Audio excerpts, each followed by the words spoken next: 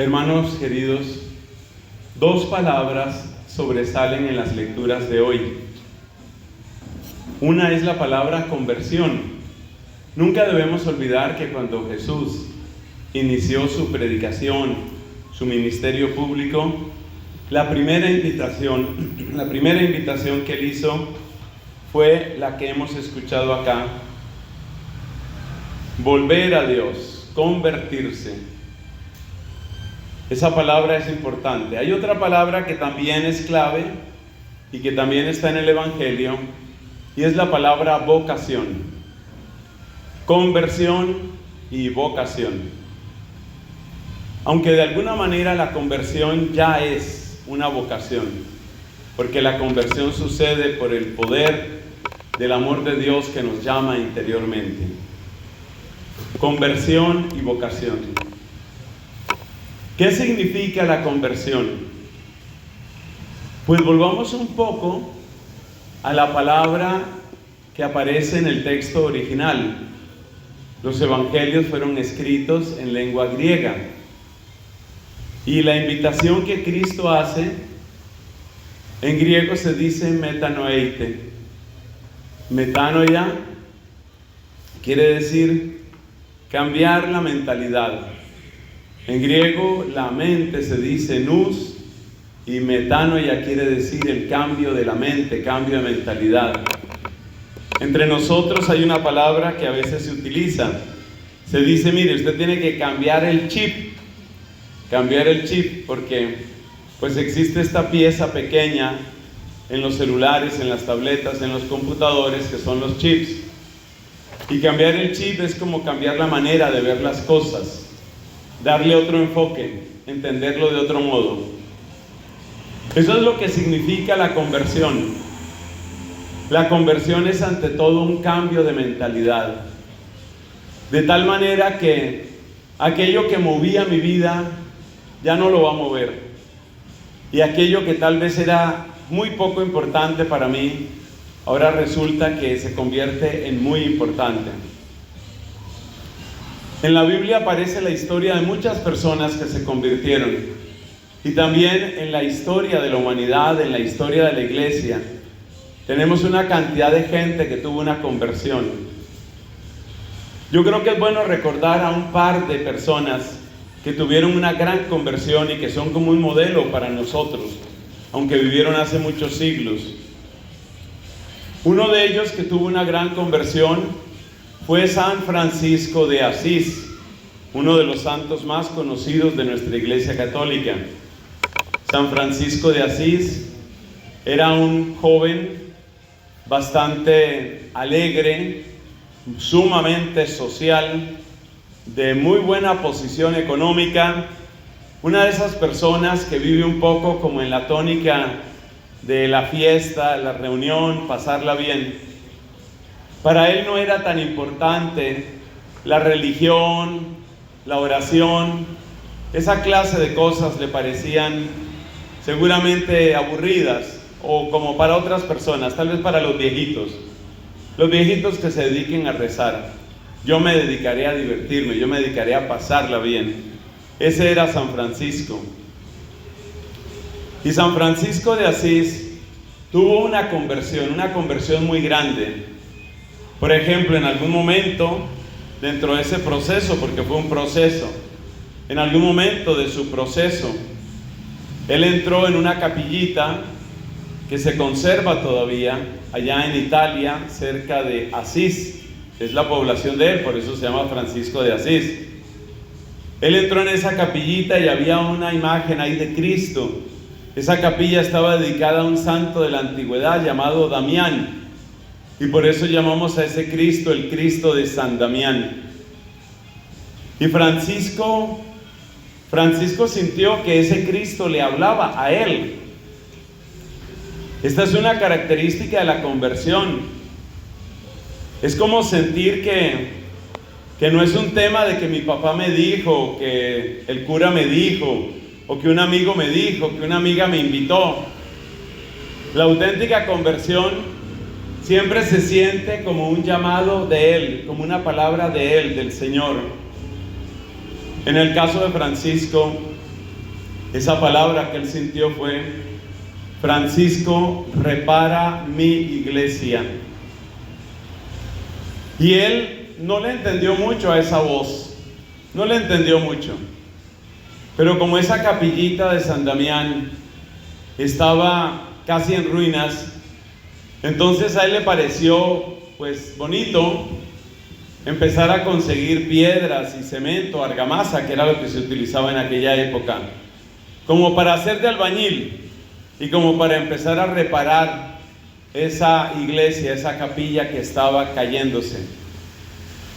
Con el tiempo, Francisco descubrió que lo que Cristo le estaba diciendo no era solamente una labor de albañilería, que lo más importante no eran las paredes de piedra, sino que la iglesia que somos todos, la iglesia que somos los creyentes en Cristo, la iglesia estaba en muy, muy mala condición, porque había mucho pecado en los sacerdotes, porque había mucha división en las familias, porque había muy poca atención a los enfermos y a los pobres. Y entonces Francisco empieza a vivir una vida diferente. Eso es conversión. Fíjate los 3 elementos que hemos mencionado de la conversión. Primer elemento: siento que Dios me habla a mí, que este no es un tema de que me lo dijo una religiosa, me lo dijo mi mamá, me lo dijo un amigo. No, es Él. Él me habla, como diría San Pablo en el capítulo 2 de la carta a los Gálatas. San Pablo, describiendo su vocación, decía: me amó y se entregó por mí. O sea que tiene que haber una experiencia de amor, una experiencia de encuentro, una experiencia de cercanía. Eso es lo que uno quiere vivir, por ejemplo, en un retiro espiritual. Eso es lo que uno quiere vivir. Y eso es lo que muchas veces Dios nos concede vivir, como esa cercanía. Es bonito el encuentro con los hermanos, es bonito sentir la alegría de un grupo de amigos, es bonito estar en un lugar diferente y tal vez incluso descansar un poco. Pero lo más hermoso de un retiro, lo más hermoso de un seminario de vida en el Espíritu, lo más hermoso es descubrir el amor de Él, descubrir, como dice San Pablo, que Él me amó y se entregó por mí. Y esa experiencia de amor, esa experiencia profunda de amor, es la que hace que uno se sienta movido, uno sienta que su vida tiene que cambiar. Es algo maravilloso, es algo impresionante. Entonces eso lo vivió Francisco. Primer elemento es el llamado del amor. Llamado del amor. Qué impresionante cuando una persona se siente llamada por el amor de Dios. Qué impresionante cuando una persona descubre el amor de Dios. Ese amor que me sana, ese amor que me levanta, ese amor que es fiel, ese amor que no engaña. Todos nosotros buscamos siempre cariño, buscamos siempre amistad, buscamos siempre amor. Necesitamos sentirnos amados. Pero la verdad es que muchas veces esos amores que encontramos en esta tierra incluso nos decepcionan. El amor de un papá, el amor de una mamá, el amor de nuestros amigos, el amor de una novia, de un novio, a veces nos decepcionan. Encontrarse con el amor de Dios es encontrar con un amor que no me engaña, que no me puede engañar, que jamás me va a engañar. Un amor que está ahí, y ese encuentro con ese amor le da como un piso nuevo, le da una solidez, le da una certeza y una alegría muy grande al corazón. El segundo elemento que trae la conversión es que la conversión te pone en un camino. No todo lo entendemos al principio. Las cosas no se entienden todas al principio. Dios quiere hacer un camino contigo y Él poco a poco te irá mostrando cosas. Así, por ejemplo, Francisco al principio pensó que Dios lo que quería era que él pues hiciera de albañil y que consiguiera unas piedras y una argamasa y cosas de esas. Pero después él fue entendiendo que era más profundo que eso. Después él fue entendiendo que el plan de Dios para él era un plan maravilloso. Y por eso toda conversión es el comienzo de un camino. Ese camino, luego lo vamos a ver con la palabra vocación, finalmente se concreta en una manera de estar y ser en la iglesia. Por ejemplo, en un matrimonio santo, o por ejemplo como religiosa, o por ejemplo como sacerdote. El Señor nos pone en un camino y poco a poco nos va abriendo el oído. Acuérdate lo que le pasó a Abraham, como nos cuenta el capítulo número 12 del Génesis.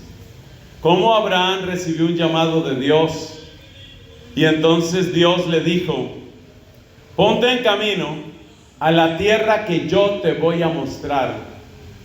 No le dijo desde el principio en dónde.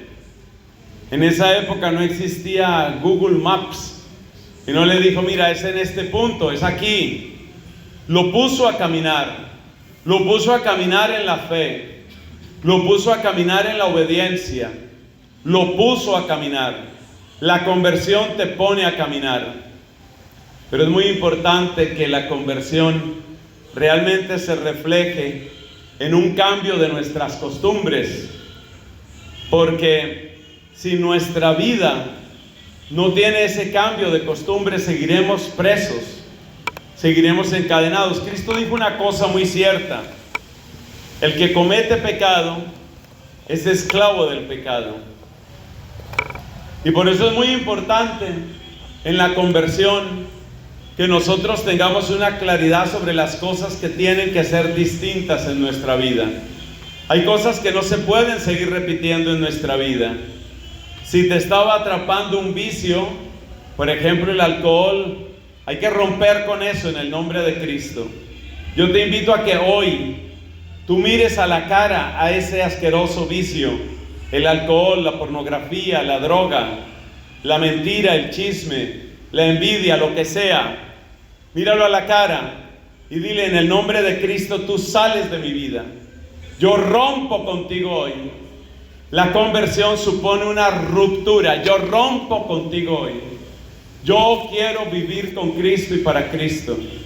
Yo no quiero seguir viviendo para ti, que eres un tirano que me esclaviza, que me ensucia, que me encadena. Esos son los tres elementos de la conversión. Es un encuentro, es un camino y es un cambio. Encuentro, camino y cambio. Otra vez, encuentro, camino y cambio. Esa es la conversión. Y nos damos cuenta inmediatamente, hermanos, que no hay mayor bien en esta tierra que realmente encontrar la conversión. No hay cosa más grande en esta tierra, porque la conversión es la que te va a hacer dueño de las cosas, mientras que el pecado te hace esclavo de las cosas. Esto se ve muy fácil con una comparación.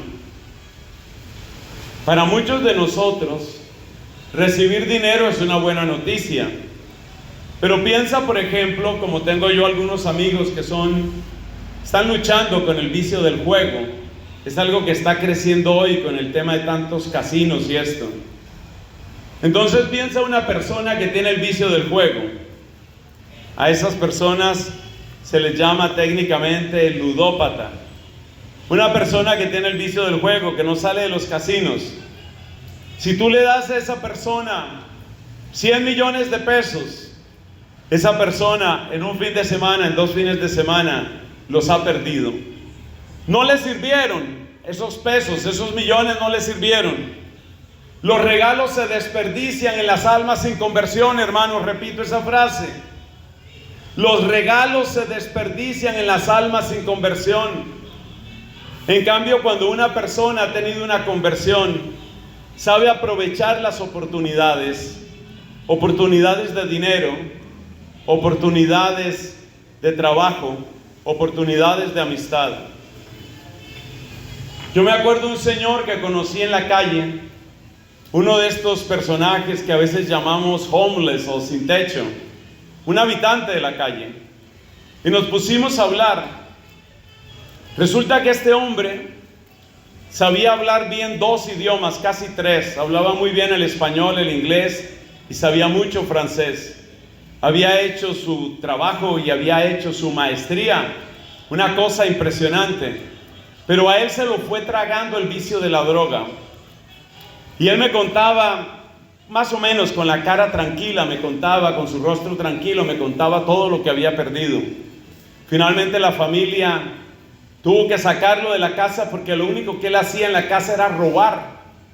Le sacaba dinero, le sacó joyas a la mamá para venderlas y conseguir para la droga. Logró la clave de la caja fuerte de su papá y sacó dinero para droga, todo era para droga. Finalmente la familia no aguantó más y lo echaron de la casa. Pero lo que a él más le dolía, entre tantas cosas que había hecho, lo que más le dolía fue una gran amiga que él tuvo, una muchacha que estuvo súper enamorada de él en el momento en el que él estaba empezando a trabajar. Pero el trabajo tampoco le duró, porque él tenía el vicio de la droga, el trabajo no le duró. Sin embargo, lo que más le dolía fue haber perdido a esa muchacha. Fue la única vez que vi que sus ojos se llenaban de lágrimas. Vamos aquí a decir un nombre, por ejemplo, Susana. Y decía él, lo que más me duele es que esa mujer era un tesoro. Usted la viera, padre. Era una mujer lindísima.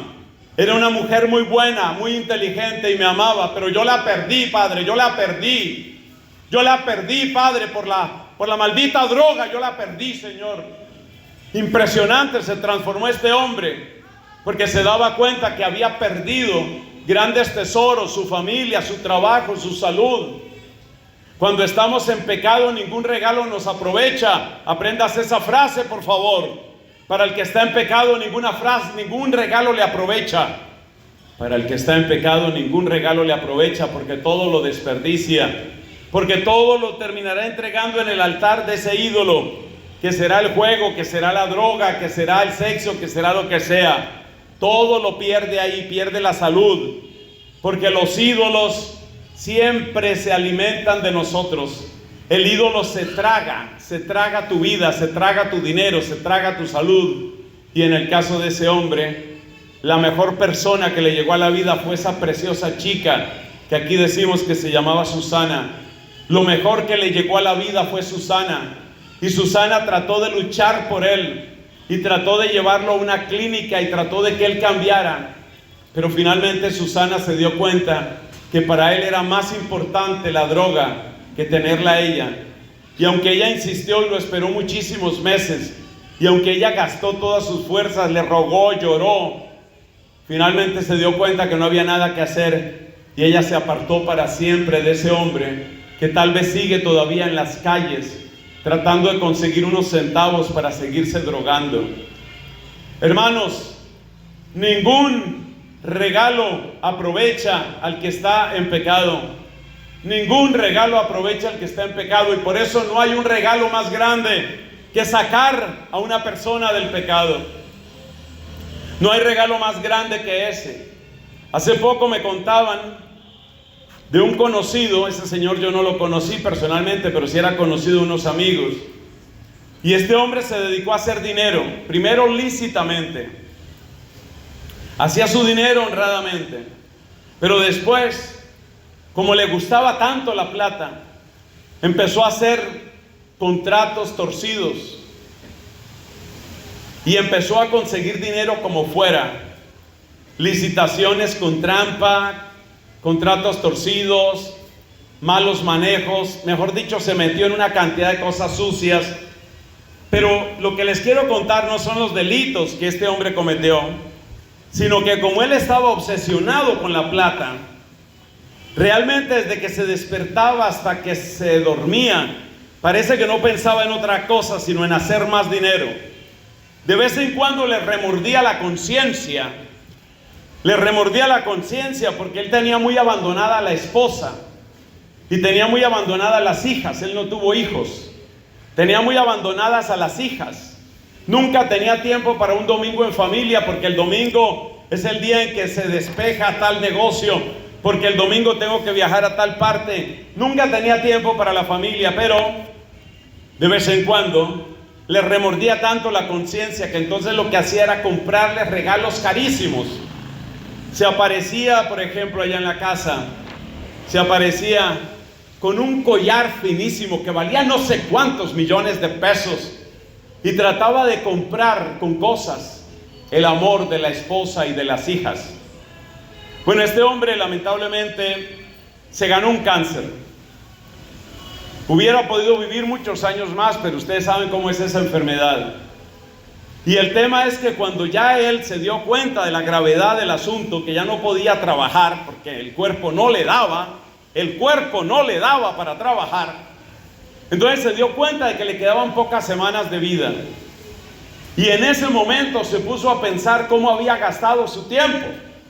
En ese momento se puso a pensar qué había hecho con su vida. Y se dio cuenta de que sus hijas, hermosas muchachas, que esas hijas eran unas perfectas desconocidas para él, porque él casi no hablaba con ellas, únicamente trataba de cerrarles la boca con regalos, el celular más costoso, un viaje súper costoso, váyanse a vacaciones, yo pago todo, pero no iba, porque él tenía que trabajar, lícito o ilícito, él tenía que trabajar. Hermanos, así les podría contar muchos ejemplos, porque nosotros los sacerdotes, por nuestra vocación, tenemos que conocer muchas vidas. Pero quédense solo con esos ejemplos para que entendamos que el mayor regalo que te puede llegar a tu vida es una auténtica conversión, un decirle sí a Cristo, un entregarle el timón de la vida a Cristo Jesús, decirle a Cristo: aquí está el timón, ayúdame a llevar esta vida.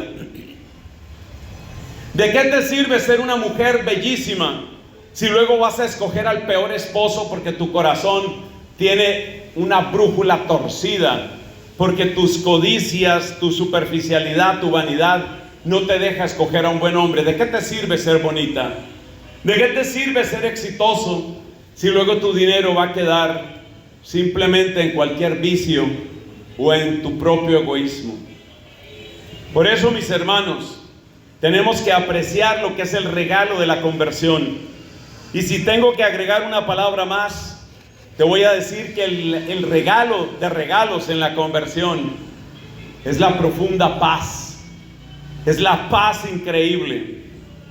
Yo conocí a un muchacho que se enredó con una secta satánica, pero antes de enredarse en esa secta, él mismo buscó al diablo. Lo buscó porque le habían dicho que con el diablo podía tener éxito, y él se metió en las cosas de la brujería. Y efectivamente, ustedes saben que el diablo es puerco, y efectivamente había muchas cosas en las que le iba bien, y él se lo atribuía a esa especie de pacto secreto que tenía con Satanás. Yo tuve ocasión de confesar a ese muchacho porque él tuvo un proceso de conversión. ¿Y sabe lo que me decía ese muchacho? A mí me iba bien, dice él. A mí me iba bien en el sentido de que ganaba dinero. Él era terriblemente mujeriego. Por supuesto, lo único que hacía era usar a las mujeres. Él no amaba a nadie. Lo que hacía era usar a las mujeres. Él ponía su mirada: esa está bonita, tiene que ser mía. Y se las arreglaba y manipulaba y seducía y engañaba. Y así logró convencer a muchas chicas. Pero hay algo que él no podía pagar con ningún dinero. Hay algo que por dentro cada vez le dañaba más el sueño. Y es que paz no tenía. No podía dormir. Él decía: llegó el momento en el que yo me sentía intranquilo a todas horas y ni sabía por qué. Ni sabía qué era lo que tenía que hacer. No sabía a dónde ir. Y entonces empezó a darse cuenta que tener de amigo al diablo era el peor negocio que había hecho en su vida. Y empezó a renunciar al diablo y a buscar la fe. Es una historia muy larga, pero lo esencial es que este hombre llegó finalmente a la confesión y tuvo una conversión. Me escribió la última vez hace como 3 meses. Hermanos míos, no hay nada más grande que pueda suceder en nuestra vida. Nada más grande que decirle sí a Jesucristo. No hay nada más grande que entregarle el timón de la vida a Cristo y decirle: ayúdame, precisamente porque soy valioso, precisamente porque soy inteligente, precisamente porque soy guapo. Los que son guapos, los que son bonitos. Otros tenemos que ser un poco resignados. Pero si tú eres de los bonitos, si tú eres de las bonitas, dile al Señor: ayúdame a administrar mi belleza. Hoy muchas chicas no piensan en eso. Ayúdame a administrar mi belleza. Tengo un cuerpo de mujer, cuerpo bello. Ayúdame a que este cuerpo, Señor, no sea una trampa para nadie, ni mucho menos para mí misma. Esa es una oración que tiene que hacer una jovencita. Y hay muchas jóvenes que son muy hermosas y tienen que hacer esta oración. Cuando tú le entregas el timón a Dios, cuando tú le entregas ese timón, entonces vas a descubrir la otra palabra del domingo de hoy, que es la palabra vocación. El Evangelio de hoy nos cuenta cómo Jesús llamó a dos parejas de hermanos. Dos hermanos que se llamaban Simón y Andrés, y otros dos hermanos que se llamaban Santiago y Juan. Y Cristo los llamó, y ellos, dejándolo todo, siguieron con Él. Hay que entender una cosa en la vocación, hermanos queridos. Hay que entender que la vocación no es otra cosa, sino el reencuentro con lo mejor de ti mismo.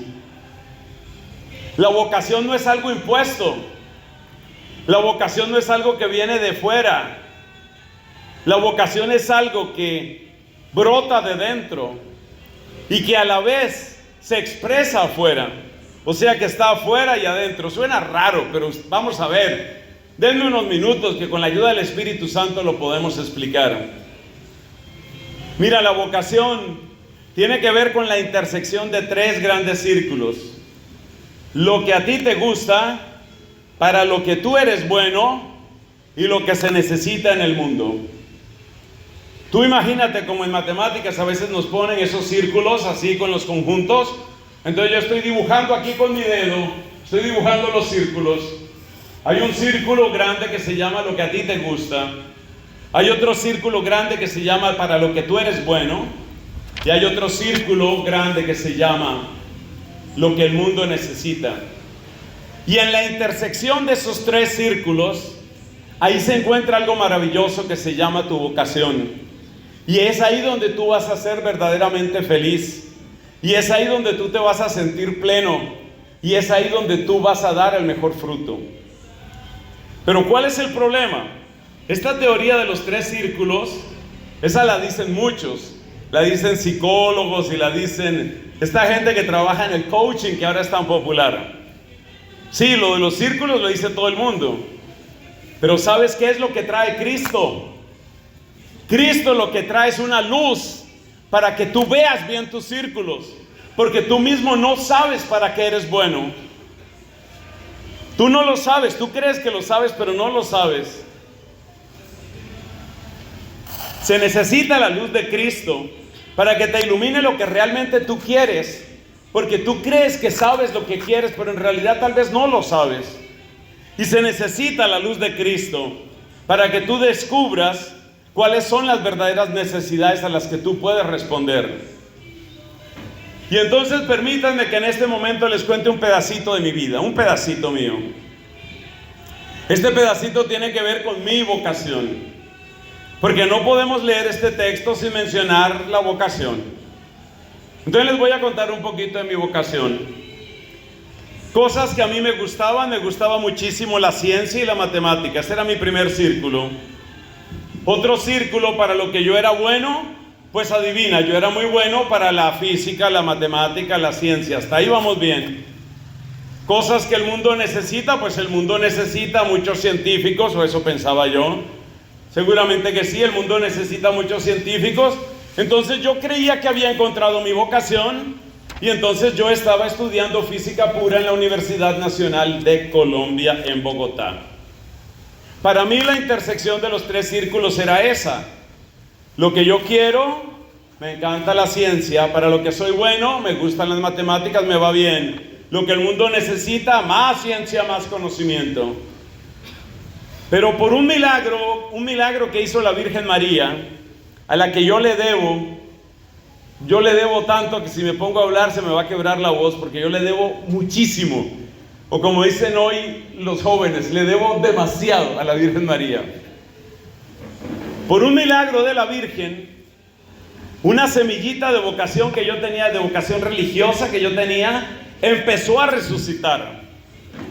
Y entonces yo me di cuenta que yo decía, lo que a mí me gusta es la ciencia, pero resulta que había algo más profundo que me gustaba, que había otras cosas que me gustaban.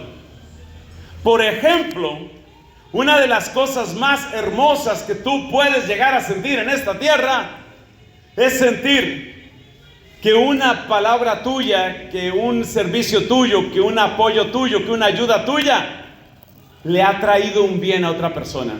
Sentir que tú le puedes ayudar a alguien, que tú puedes marcar una diferencia en la vida de alguien. Eso era algo que a mí me llena de una alegría inmensa. Me gusta más que las ecuaciones de Maxwell.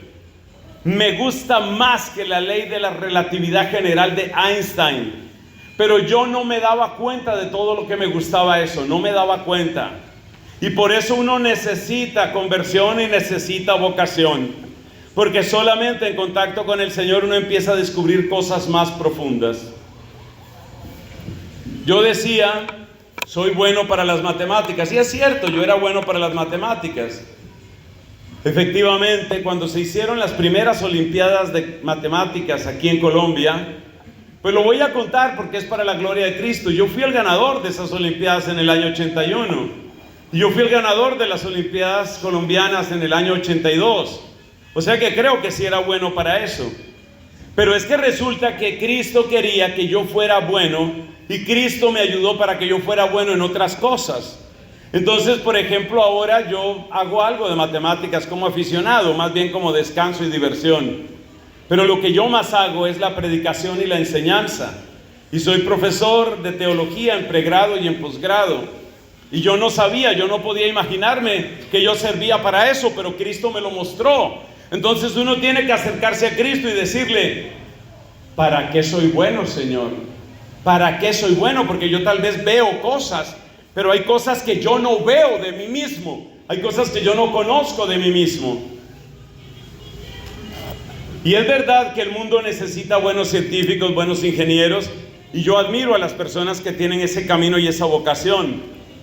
Pero cuando fueron a empezar las Olimpiadas de Física en Colombia, en el año 1984, hace 40 años, qué bárbaro, Dios mío, soy un anciano. Cuando fueron a empezar las Olimpiadas de Física, yo era parte de ese programa. Y me acuerdo que los organizadores reunieron un grupo como de 80 muchachos muy brillantes en física. Y yo tenía que hablarles a esos muchachos. Se suponía que eso era prestarle un servicio a ellos y a su futuro. Pero ¿sabe lo que me pasó? Yo creo que esto fue una acción del Espíritu Santo. Cuando estaban reunidos esos 80 brillantes jóvenes, hombres y mujeres, cuando estaban reunidos en ese auditorio, vino a mi mente un pensamiento, y ese pensamiento fue: estos muchachos se les nota en la cara que tienen muchos problemas, y yo lo único que hago es ponerles más problemas de física. Y entonces yo pensé en los problemas que ellos tenían, porque se notaba que muchos de ellos tenían problemas de soledad, tenían problemas de droga, tenían problemas de amargura, tenían problemas de violencia.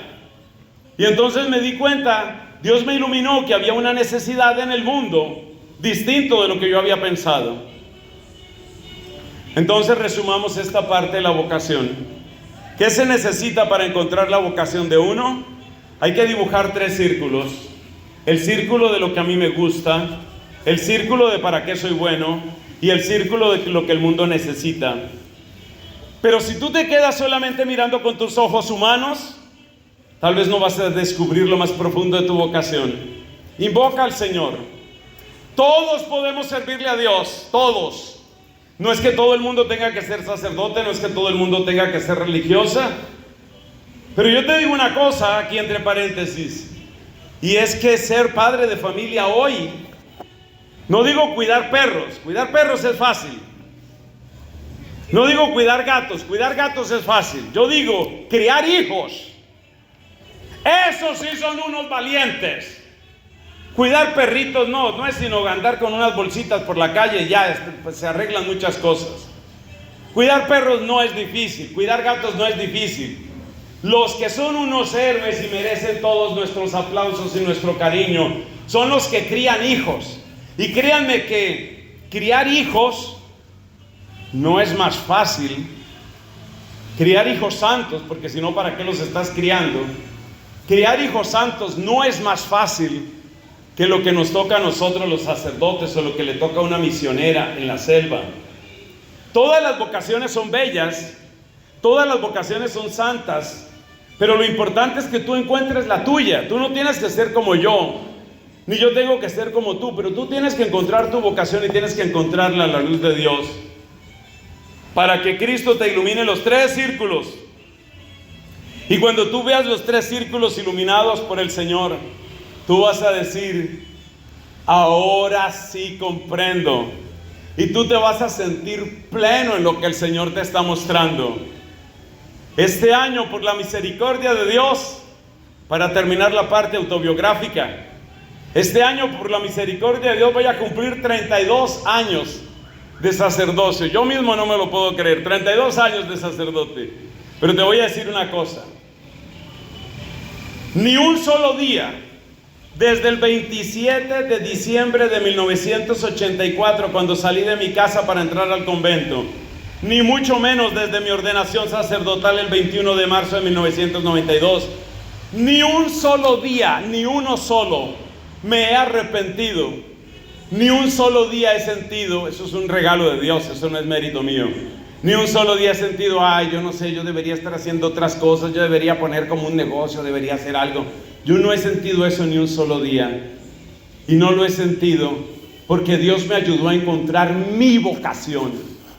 Así como, por ejemplo, mi papá, que murió hace 3 años, acaba de cumplir 3 años de muerto. Él tenía vocación de papá. Y él decía: mi alegría, mi premio, mi razón de estar en esta tierra son ustedes, mis hijos. Eso decía mi papá. Él era un hombre que tenía vocación de papá. Él no resultó de papá por accidente, porque no había nada que hacer, porque de repente ahí estoy embarazada. No. Él tenía vocación de papá. Y eso es lo que necesitamos: gente que tenga vocación para lo que hace, gente que reciba el llamado de Cristo, gente que reciba la luz de Cristo, para que encuentre su camino en la tierra. Porque son esas las personas que van a seguir adelante con el camino. Hermanos, el poder del Espíritu Santo se siente cuando hacemos oración. El poder del Espíritu Santo quiere habitar en nuestros corazones. Y ese poder del Espíritu quiere que tengamos una experiencia de auténtico encuentro con Cristo. Un encuentro que transforme todo lo que nosotros somos. Vamos a seguir esta celebración eucarística en actitud de alabanza, de gratitud y de profunda oración. Porque estoy seguro que Dios tiene planes bellísimos. Cuente cuántas personas hay aquí. Ese es el número de planes bellísimos que Cristo tiene en esta tarde para esta hermosa asamblea.